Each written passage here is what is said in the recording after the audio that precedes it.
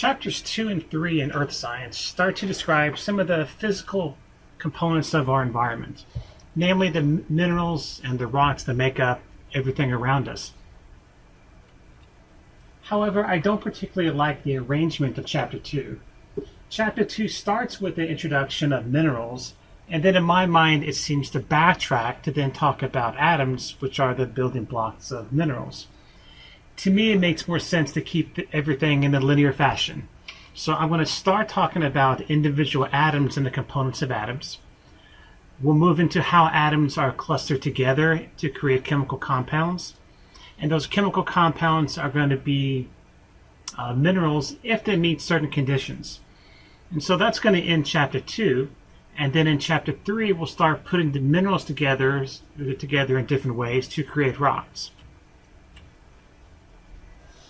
So before we even start talking about atoms, I want to go over some very basic stuff that you've seen since elementary school. The three primary states of matter: solid, liquid, and gas. And on the right side of this slide, I have an energy arrow with minimal energy toward the top, and that correlates to solids in this case. And if you add more and more energy to a solid, you melt it, create a liquid. Add even more energy, you turn that liquid into a gas. However, there are more than these three most basic states of matter. The next two most common are going to be called Bose-Einstein condensates, and then a plasma. Plasmas you're familiar with from TVs to halogen lights to lightning strikes. So plasmas can be thought of as a superheated gas or a super excited, super high energy gas. Now if we go the other way, so if we take a liquid and cool it down and we create a solid, take a solid and cool it down almost as cold as anything can possibly get, and we create this really bizarre substance called a Bose-Einstein condensate.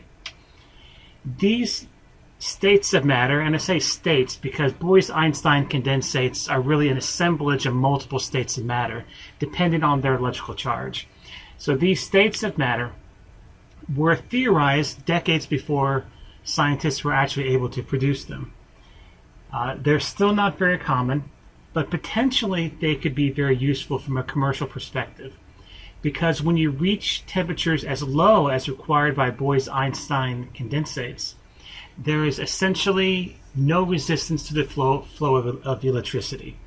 That makes manufacturing processes much more efficient. The problem, of course, is that it takes a lot of energy to create these very low temperatures.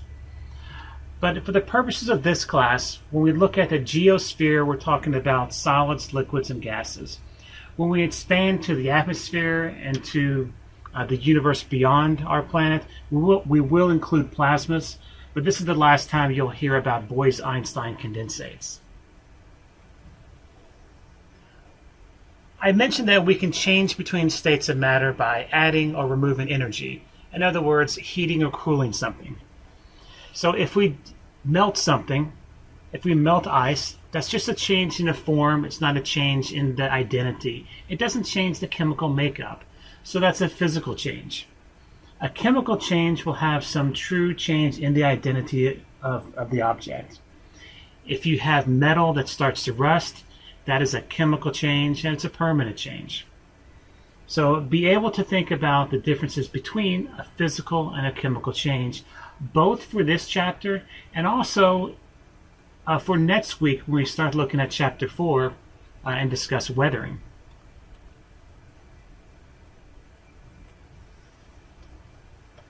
Now, like the last lecture, I want to take a little bit of a historical perspective.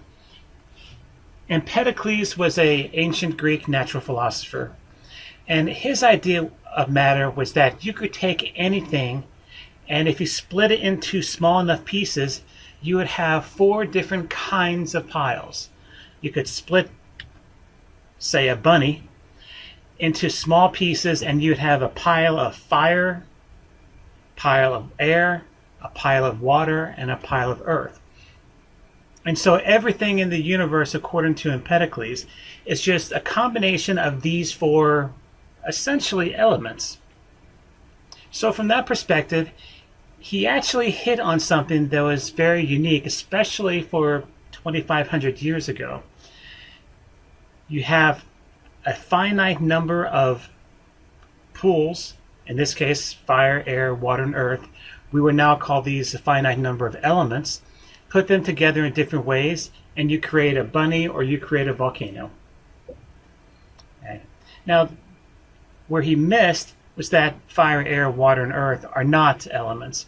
And we know that we can break earth up into smaller pieces and air and water up into smaller pieces. And we know that fire is a combination of energy as well as physical components. Now, at roughly the same time, another Greek philosopher, Democritus, had a very different idea on what matter was. So Democritus said if you took that same bunny and you cut it into smaller and smaller pieces, you would have, at some point, pieces that couldn't be cut any smaller. And he called those atomos, and that's obviously where we get the modern word atoms. But where Democritus differed from Empedocles is that Democritus said if you cut up that bunny into small pieces, you'll have bunny atoms, or bunny atomos. If you cut up a volcano into tiny pieces, you would have volcano atomos. So he thought that every object was comprised of a single set of atomos. So Democritus really developed the idea of atoms, whereas Empedocles developed the idea of elements. Okay, so at this point, it's important to know the difference between atoms and elements. So atoms are those small pieces that can't be cut up anymore, or at least they can't be cut up and still retain the characteristics that it has as a whole. So in just a minute, we'll talk about being able to break atoms into smaller pieces. But as soon as you split the atom, you're talking about a fundamentally different character, a fundamentally different kind of object. Elements are going to be all the atoms of the same kind. And when your book says the same kind, and when I say the same kind, what we mean is it's all the atoms with the same number of protons. And it's these elements that can be put together in different number of ways to create minerals and other compounds. So let's now look within an atom. The central cluster of mass within an atom is called the nucleus. Here is where you have 2 to 3 major particles. You have neutrons, which have a charge of 0, and protons, each of which has a positive 1 charge. Electrons circle the nucleus, not in the orbit like is shown here, although it's easy to draw this. That's not the way it really happens. So electrons occur in what's called a particle shell. It's also called an electron shell, or orbitals, or electron clouds. There's lots of different names for it. But just realize that electrons, each of which has a negative 1 charge, are outside of the nucleus.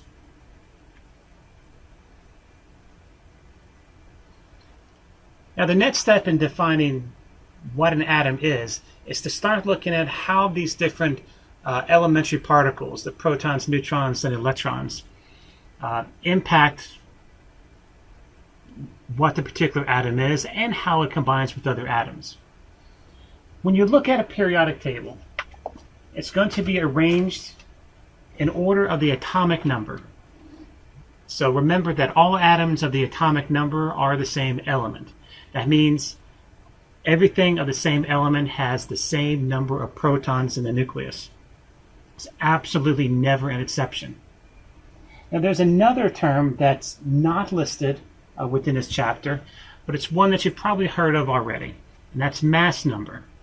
Mass number is the total number of things within the nucleus. So it's the number of protons plus the number of neutrons.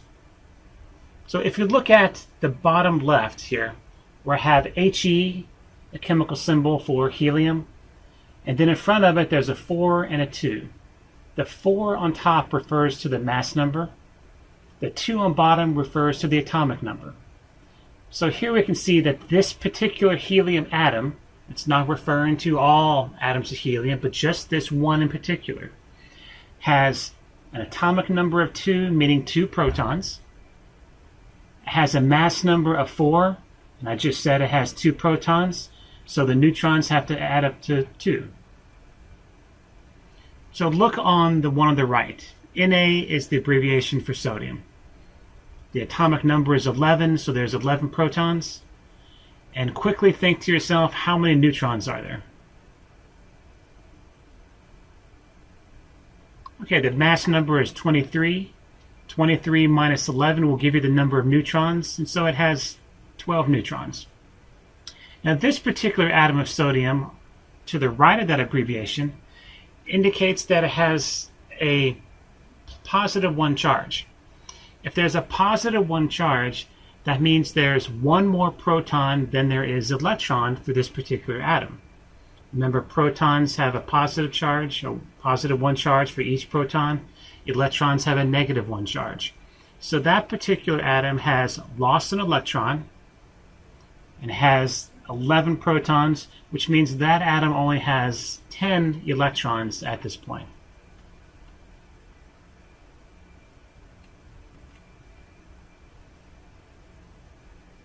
And there's another term that's going to be common throughout the earth sciences, and that's isotopes. And most people think about isotopes in the sense of radioactivity, nuclear decay, atomic bombs. But in reality, isotopes are everywhere, and in fact, every single atom that has ever existed is an isotope. So isotopes simply refer to atoms of the same element that vary in mass number. Now, if they're the same element, that means they have to have the same atomic number, which means they have the same number of protons. So there are 3 atoms shown here, and these are the 3 isotopes of hydrogen. The blue in the middle is the number of protons, and you can see that all 3 of these have exactly 1 proton. These are all hydrogen atoms. But they vary in their mass number, the mass number being the number of protons plus the number of neutrons. So the difference between any 2 isotopes of the same element is simply the number of neutrons. The one on the far left doesn't have any, the one in the middle has 1 neutron, the one on the far right has 2 neutrons. Now, changing the number of neutrons, and therefore changing the mass number, does not change the charge. It does not change the bonding properties of the atom.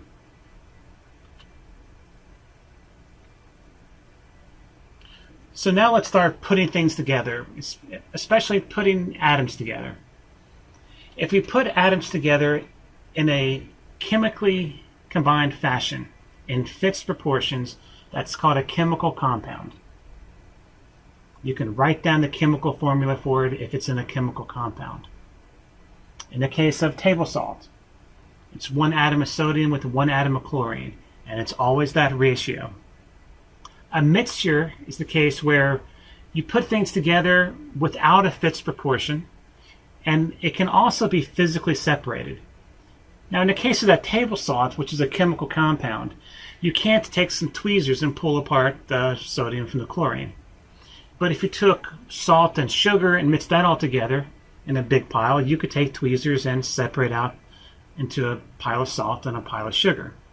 Now, that would be a very boring afternoon, but you could do it. So that pile of salt and sugar would be a mixture. A very common example of a mixture that we'll talk about later is soil. Now, in a chemical compound, we have to form atomic bonds. And I mentioned earlier that within isotopes, changing the number of neutrons has no impact on the electrons and no impact on how it combines into chemical compounds. Neutrons do not affect bonding. In fact, protons don't have any impact on bonding issue. Bonding is only about electrons. And more specifically, it's only about the valence electrons. Valence electrons are those in the outermost principal shell. And for atoms to be stable, they want to have their outermost principal shell filled with exactly 8 valence electrons. And there are 2 exceptions for this. The two lightest atoms, hydrogen and helium, those have an outermost shell that can only hold 2 atoms. So those 2 elements are the only exceptions to that octet rule. meaning that atoms want to have 8 valence electrons. So now let's start putting these atoms together. Atoms can achieve this octet rule. They can have 8 valence electrons by gaining, losing, or sharing valence electrons. In the case of ionic bonding, atoms are gaining or losing electrons. Here we have a sodium ion on the bottom left, and you can see all of its electrons shown in blue. Now it's given up one of its electrons, and you can see that that one electron has been acquired by the chlorine atom on the right. So at this point, the sodium atom has 8 valence electrons. The chlorine atom now has 8 valence electrons. They're happy. Well, they're sort of happy. They're at least stable, but at this point, they have a charge. So they have become ions. In the case of the sodium on the left, it has a positive charge, so that's a cation.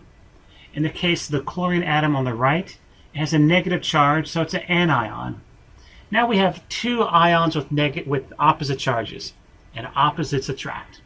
So now that we've formed these ions, they are pulled together to each other, in this case, to create salts.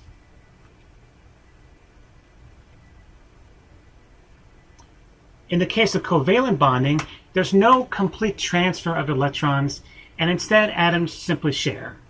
So instead of electrons moving completely from one atom to the valence